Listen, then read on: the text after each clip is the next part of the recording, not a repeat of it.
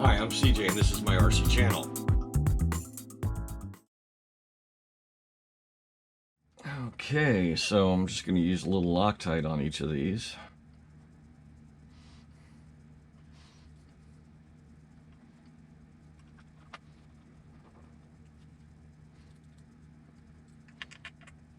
I want to make sure to not tighten any of those down till all 4 screws are in.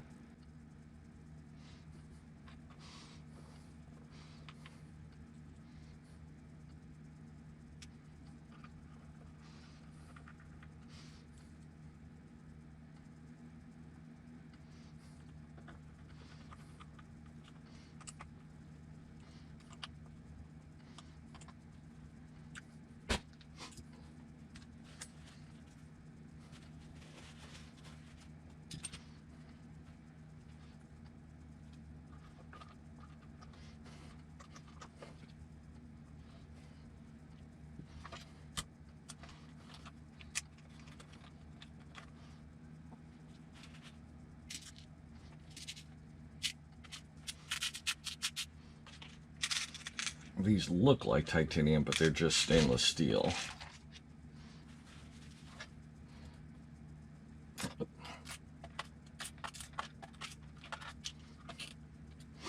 Now I'm going to start by anchoring this front clip here to the tongue,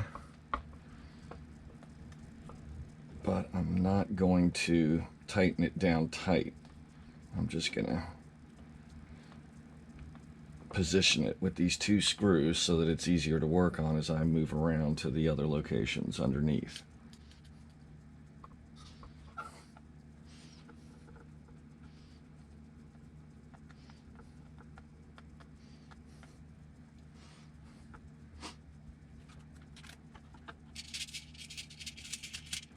Okay, now I need 2 this size, if I got them. Got 2. These are gonna anchor that diff case.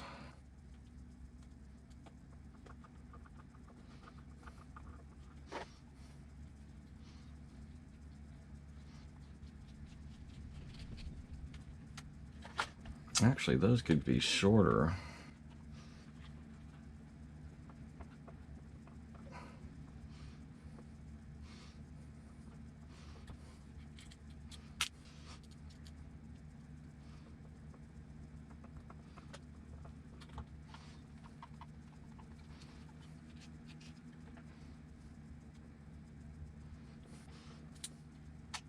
I'm going to use these heads because those don't quite fit the hole there.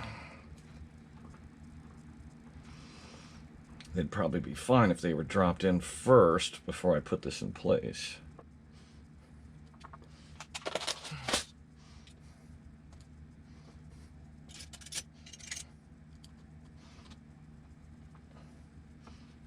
There we go.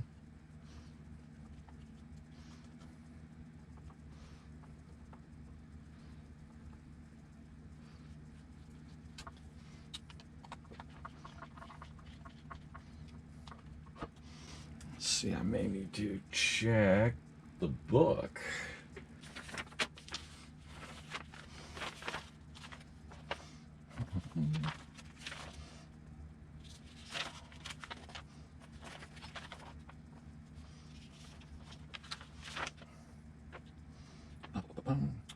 And 3x10s.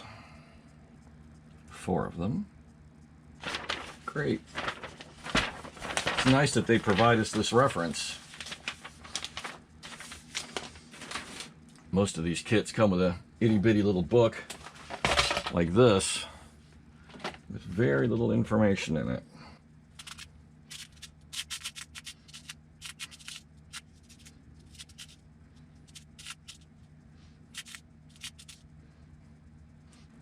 There we go.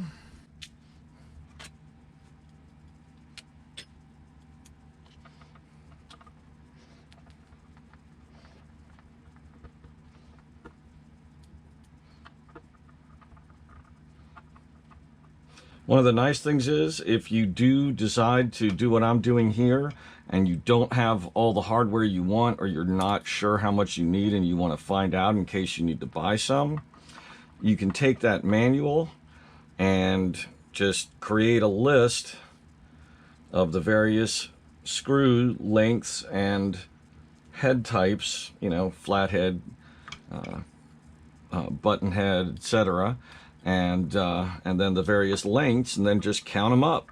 You know, go through the diagram, and okay, I've got 4 M310s here, 4 M310s there, 6 M310s here, etc., etc., etc., and then you just get your total, and then you know how much hardware you're going to need. That way, if you were crazy enough to go for titanium hardware, you'd know what sizes and how much you needed. That's how I sometimes put together a titanium screw kit for a kit that one isn't already offered for, and if I feel it merits it.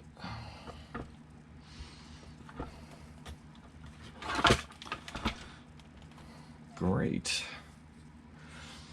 So now I can screw the steering back together.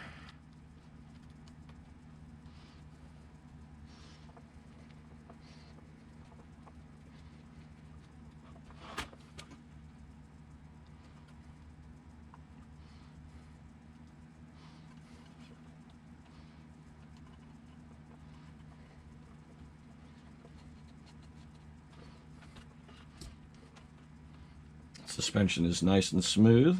Everything moves. There doesn't appear to be any real stiction issues.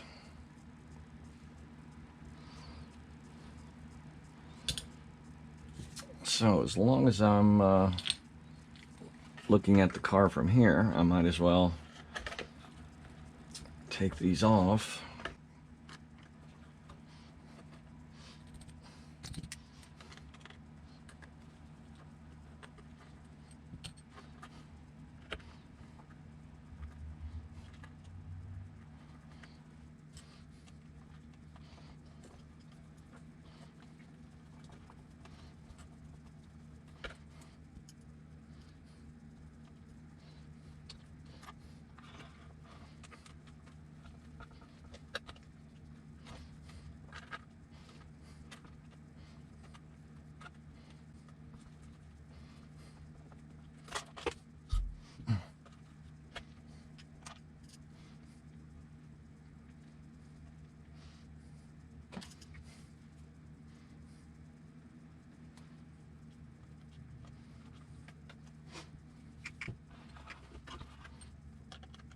As you can see, I used 2 aluminum screws to mount the wing, but I'm going to take it back off because it's just going to be in the way. At the very least, it's going to make it harder for me to show you what I'm doing. Now, I'm not going to bother showing you the rear differential because I already showed you the front differential. There's not going to be any difference, at least as far as the internals go. I'll show you, you know, taking it on, taking it off, or anything that's unique about that, but there's no point in showing you the inside of the diff again.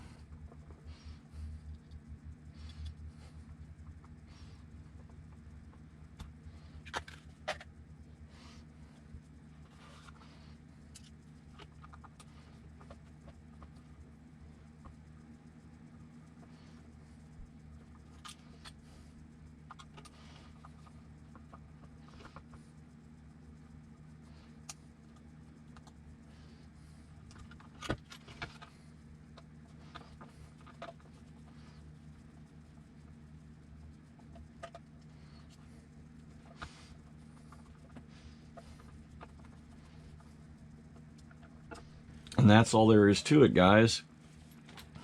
4 screws, and we got our diff case and our diff out. That's it. You don't even need to take off the wing or the shocks in this case because it comes out toward the rear. The shocks aren't back here.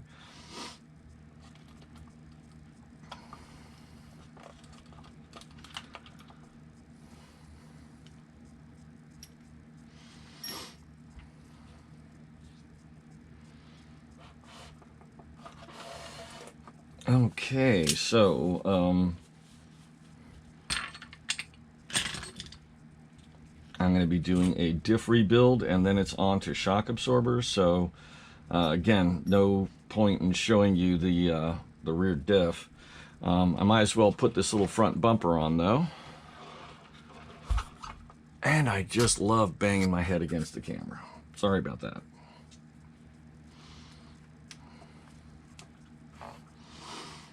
Okay, so for that, I'm also going to use aluminum because that is a really insignificant little piece of plastic. There's nothing really holding it on there. Let me just confirm those are long enough. Yeah, that's going to be just fine. Little Loctite and be good to go.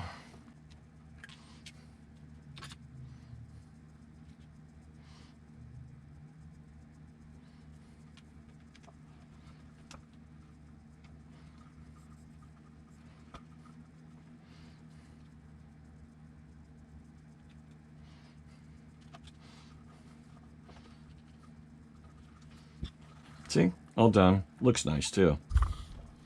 And I did it again. I just live for that.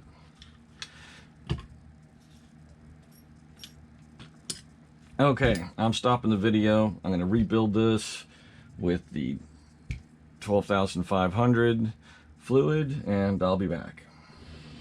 Okay, this is another reason that I'm not a huge fan of WLToys. Whoever does their manufacturing, they've got very little quality control. As you can see, we have our shim in here, and as you can see, we have no shim at all. If I had driven this before disassembling it to clean this out and put fluid in here, this pin would have absolutely devoured that O-ring, and the shaft would have been loose. I mean, it could have caused other havoc, and that's really a shame. Good thing that I am going through these steps, not just for you guys, but for myself, and cleaning things out and putting in proper diff fluid. Otherwise, I would have ruined this diff, or at the very least, the O-ring would have been garbage. More likely, I could have damaged other parts of the diff as well, because that, I mean, anything could happen. I'm not going to bother to go into what might. It's wrong. It shouldn't be like that. That shim should be there. There was one on the front. There's one in the plans on both sides, and my kit came missing one. Now, I think I have some in that size. It's a fairly standard size shim. Thank God that I always build up parts boxes for each vehicle. It looks like about the size of the ones used on the Slash. I'm not sure. I'll let you know what I end up going with.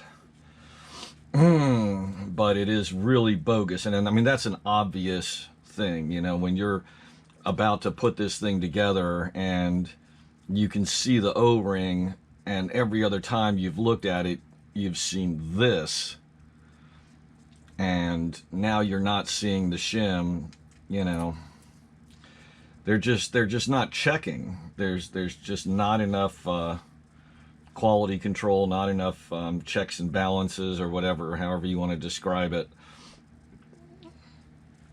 And these bearings are just drinking up this bearing oil. I don't know if these, I'd have to take apart the seals and get a look in there, but I find it hard to believe they're packed with very much grease, because I've put oil, you know, in a bead around twice now, and it's not coming out the bottom, because I'd see it on the towel. and they're just slurping it up. So let me see if I can find a shim. Okay, I did have one. It's not perfect. It's a little larger in the inner diameter, but I think it will at least do for now. It's kind of a bummer, but I'm sure I can find the right shim. I'm just gonna have to go online.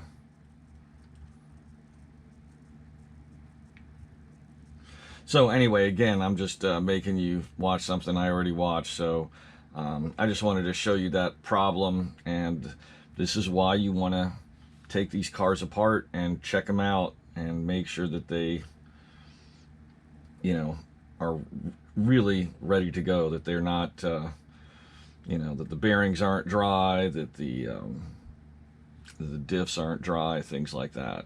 So.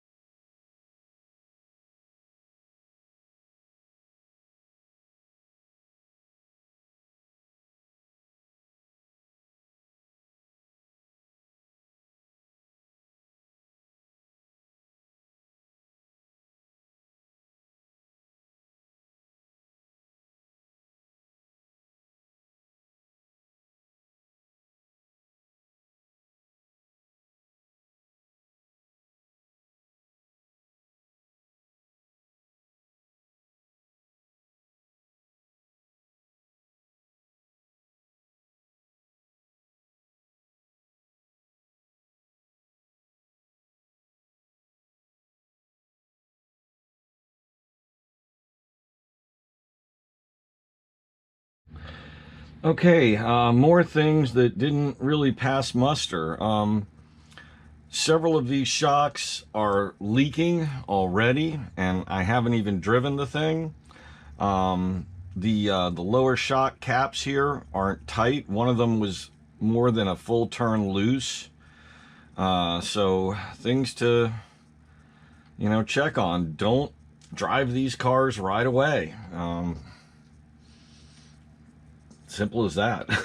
I mean, I'm sorry, what else can I say? They've got, they're not fully assembled. I mean, look at this thing. That's a tremendous amount of shock fluid that is leaking down the shaft and into this cup, the spring cup. I mean, that's bad. That one too.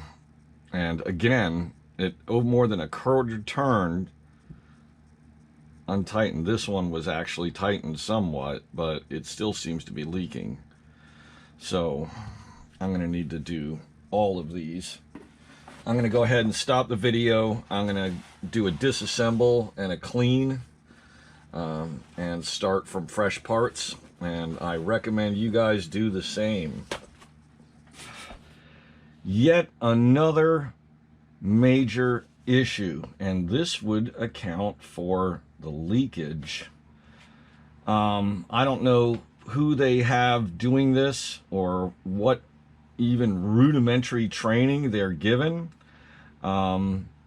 These parts here make up the stack, as I refer to it. It is a combination of plastic washers or spacers, if you wish, O-rings, a final spacer, and an end cap that all go together to create a layer of a barrier and a way for the shock shaft to slide up and down and get as much strength laterally as possible.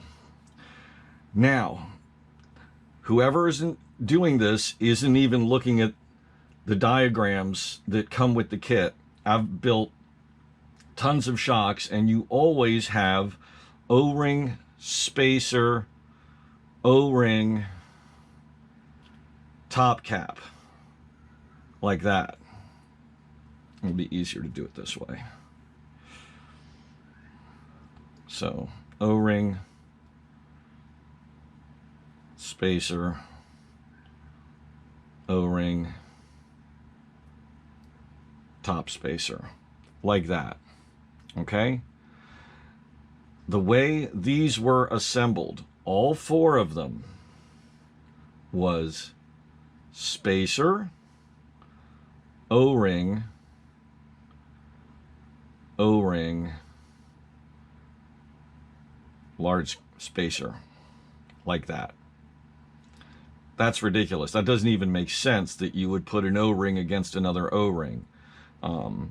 Part of the reason for having these is to create a runway, as it were, to prevent the shock shaft from trying to get an angle, especially when it's at its lowest point. Okay? When it's at its lowest point, if it starts to get an angle, as it pushes, it bites, the piston bites up against the side and creates stiction, and it takes a lot of force to get it moving.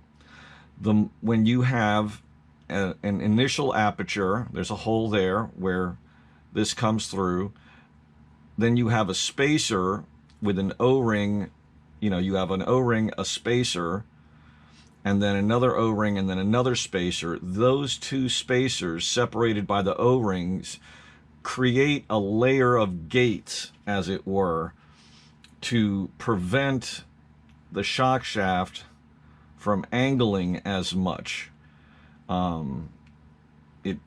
It helps to keep the shock shaft from getting torqued against the side, and by putting the spacer all the way at the bottom right against that other piece, you're defeating the purpose of having this extra spacer altogether. The idea is to have it at a midpoint, so the three together, create a pathway that helps keep the shock shaft in line.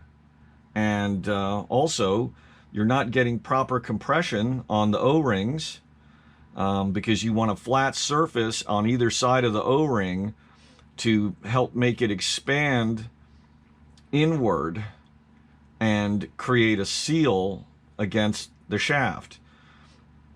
If you have an O-ring against an O-ring, they don't get that compression, and they just kind of mush up against each other, and you end up with slop and not a good seal, and thus we have all this leakage out of all four.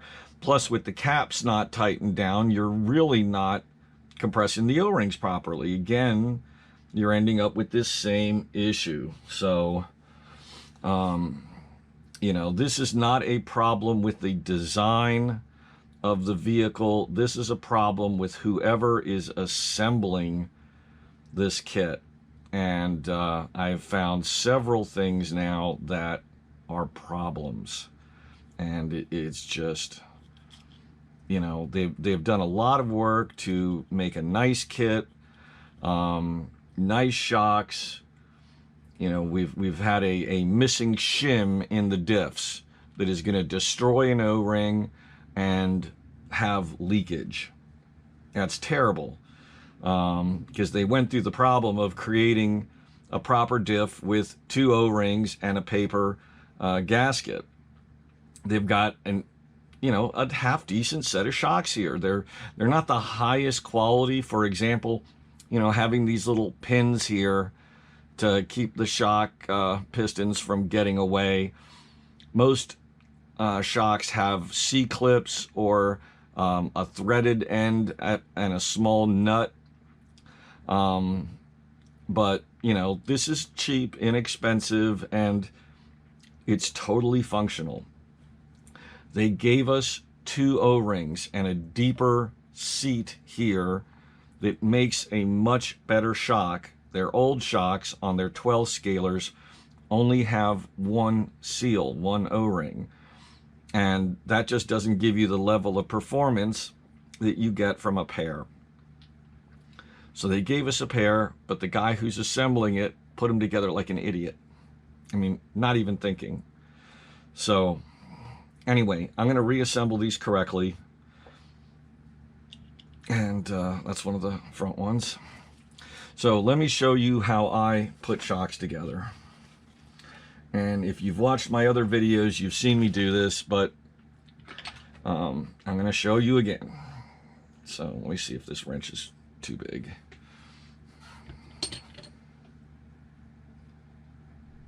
That'll work great. Okay, so I'll take a wrench. And remember, you're assembling to slide the stack in like this. So the first thing I do is I take my cap and I put it with the little chamfered edge facing backwards. And I need my shock O-ring lube and conditioner. And my hands are all sticky or all slippery from shock oil everywhere. And I just usually use this old dull screwdriver.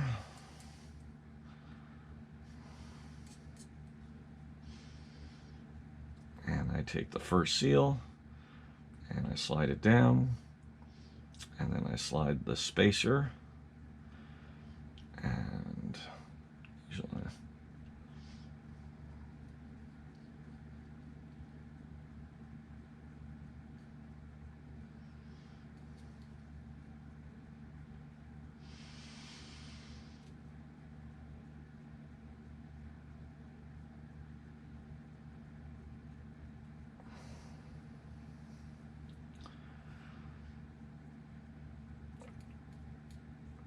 and then I coat the outside of the seals like that. And then I see, and this is why it's referred to, and I refer to it as a stack, because it's a stack of parts. And you slide them in like that. And you can wipe off the excess. Might as well put it on one of the other pieces, and then put the cap on. Now, don't tighten the cap all the way down just yet. You can get it close. What we want to do now is we want to insert our shock shaft. Be gentle, because you don't want to score or gouge the O-rings with the threads at the end of the shock shaft. That's another reason to use a little extra lube. Okay, and now that it's through, now I can tighten this all the way.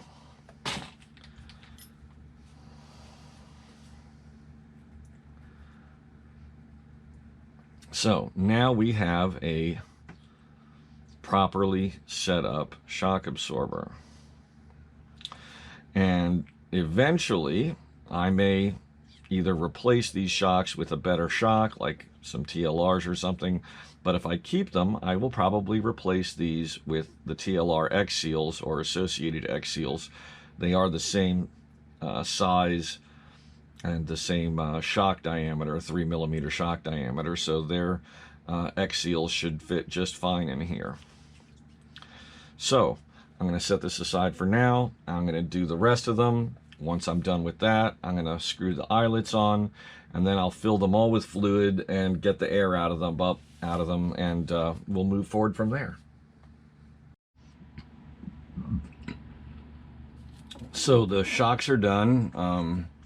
Nothing out of the ordinary really, other than the seals placed one on top of another, which was ridiculous, but whatever.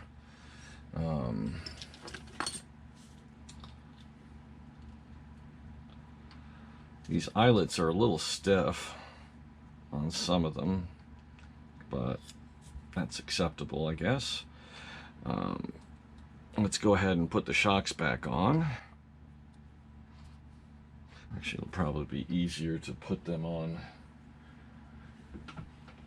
bottom first. Those will work fine.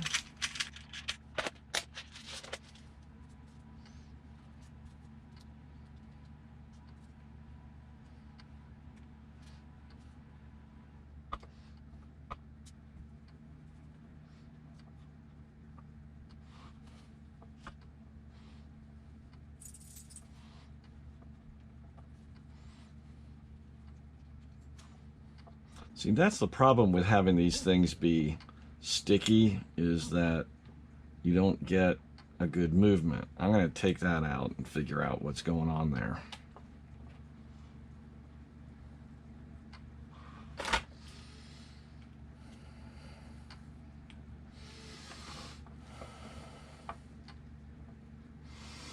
I guess I can just let it rotate on there. Just don't tighten it down too much. Okay.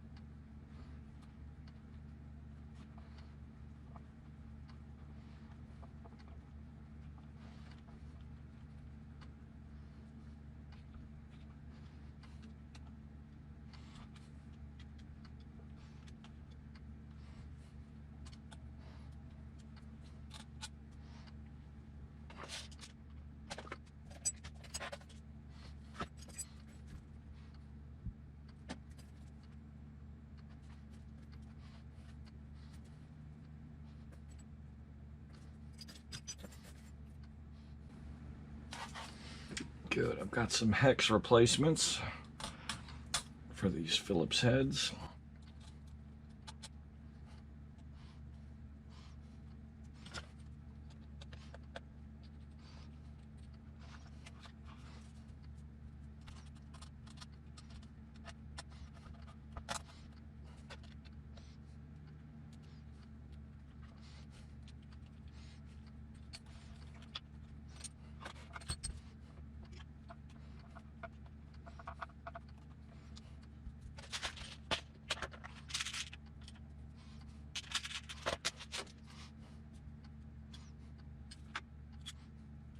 That's too long.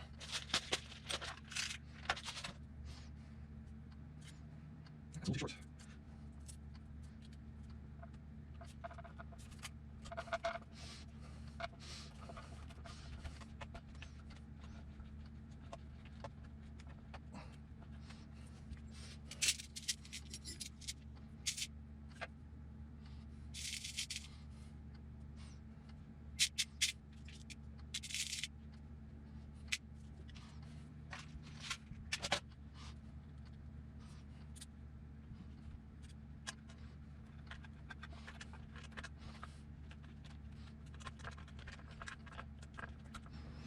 See, now make sure that you don't tighten these to the point where they clamp down on the little chrome ball fitting. You want this to be able to rotate smoothly.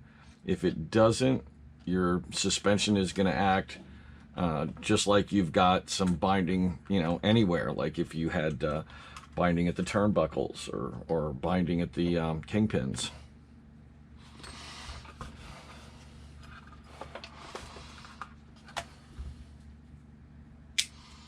Oops, that does not go in there ever.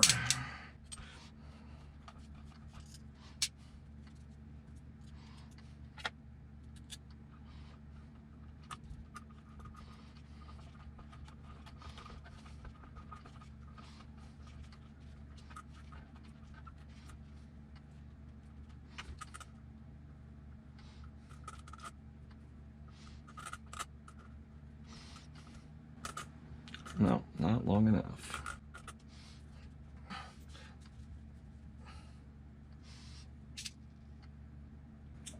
Those are a little short. Okay, what I'm thinking is I don't like having just this plastic spacer because it makes the screw droop if it's not tight. So I'm thinking about replacing the screw, I mean the plastic piece, with a lock nut and a washer, and then just using the same lock nut that that comes standard. And the idea being that this screw, you don't want it completely tight, otherwise, just like down below, it's going to bind. So I want to be able to screw this on and have this be tight, and then I don't necessarily need a hex driver and a wrench to take off the shock.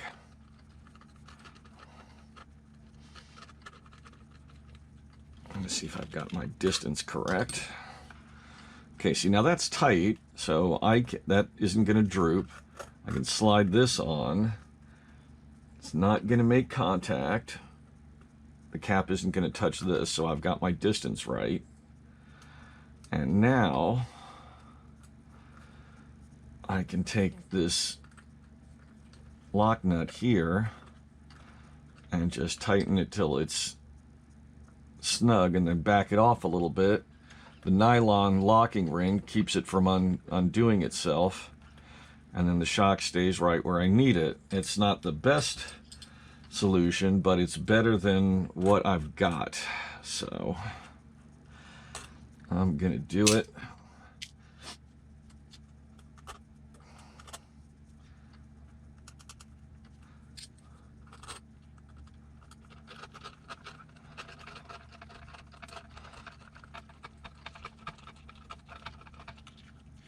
Okay, now that that's nice and snug, once again, put on the shock.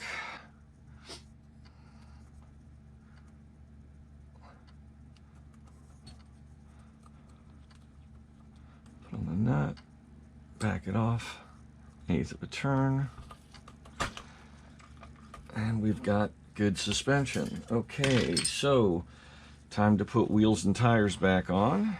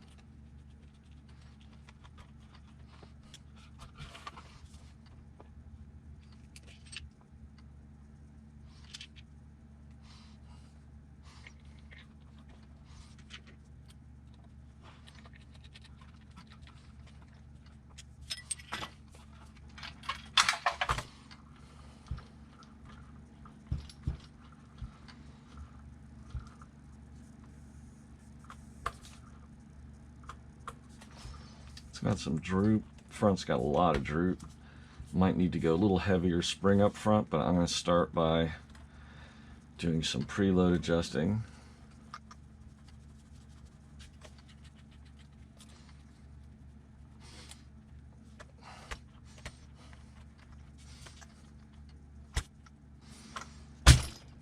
Looks like we got pretty equal ride height. Take a little more out of these.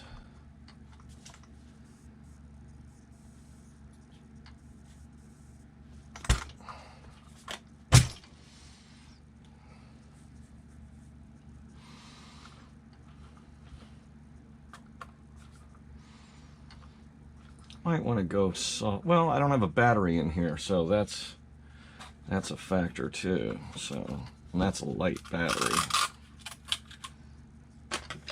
Let's try this one.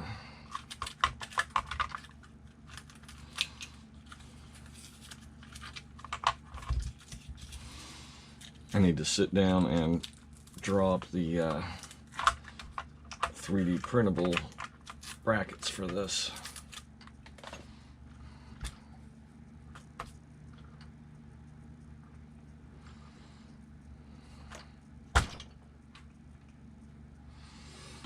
That's not bad. Just eyeballing it, I mean, it's got good front droop, decent rear droop. I might go softer in the rear. Probably a good idea. Yeah. Thinking. Let me think about it, and I'll probably go down at least one grade of spring in the rear, because even with the shorty pack, I want the back end to be a little softer. I want it to have more grip. Don't want it to be traction rolling all over the place. For right now, I'm going to be testing with stock motor, stock everything, but I'll probably solder up an adapter and run a bigger pack, just so I can start getting a feel for how that's going to be with the extra weight. Okay, guys, that's that's it for the moment. I'm going to I'm probably going to swap the springs, but that's not something you need to see. I'll let you know what color I go with, and I'll put all the build specs up at some point in one of the videos. So watch all the videos, and you'll eventually get all the goodies. Ha ha ha! My way of getting you to watch the videos. No, I'll let you know along the way, and I'll put a downloadable in the description. If I get around to creating a full build sheet for this, I might even get some diagrams and stuff like that, and make it a little easier to use. And if I do put that together, I'll put that as a download somewhere where you guys can get to it for free. And I feel a lot better about the car now. I am really, really glad I didn't just go out and run it. Huge problems. And I'm going to detail all that also at some point in one of the videos. I'm going to give you guys a list of everything you need to do before you drive your car. And it's a pretty extensive list. And let's see. It's weird that they give us the linkages for a set of front and rear sway bars. We have 2 pairs of these, and these would snap on to the ball studs on the arms here. And we've even got the brackets and the screws, the screwed on bracket to have our sway bar, but no sway bars. That's very peculiar that they gave us everything but. In any event, I'm going to go ahead and put the wing back on. I'm also going to use these.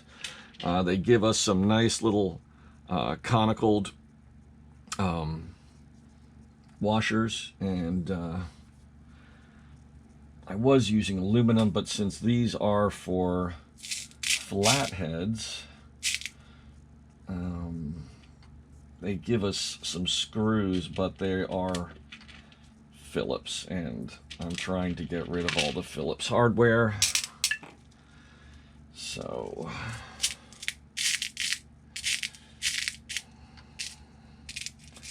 pair of 8s or even 10mm screws will do fine for this.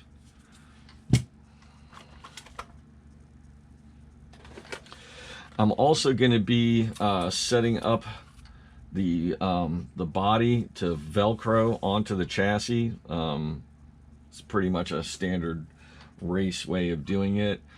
So I will be taking off this little metal bracket back here, which has this body post. I'll probably leave the front body post because I'm not going to take this piece off here. This is a stabilizer for the steering.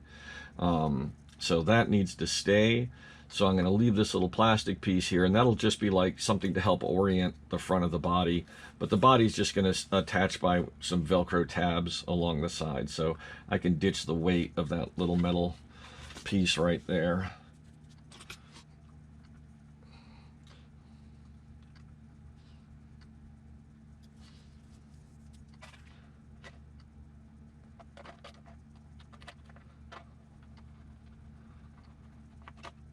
It's nice that they give us those little washers. They definitely will make the wing last longer instead of just a pair of button heads that I put on there. I hadn't looked in that bag at the time.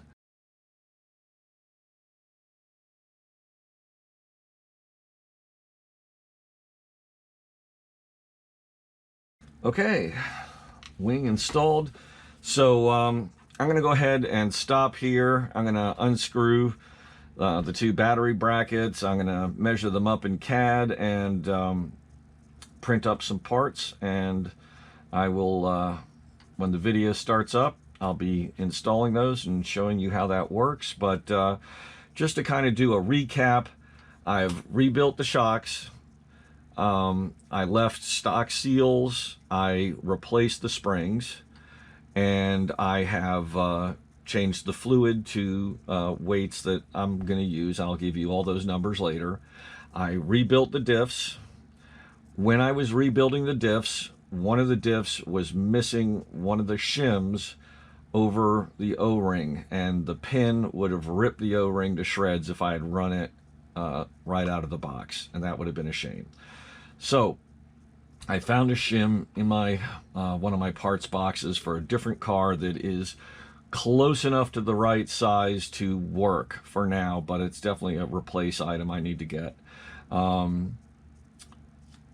Built them up with 20,000 and 12,500 weight fluids respectively, front to rear. Greased everything, greased the drive shafts, the CV joints, and at both axles. Oiled the bearings in the diffs, and that's about it.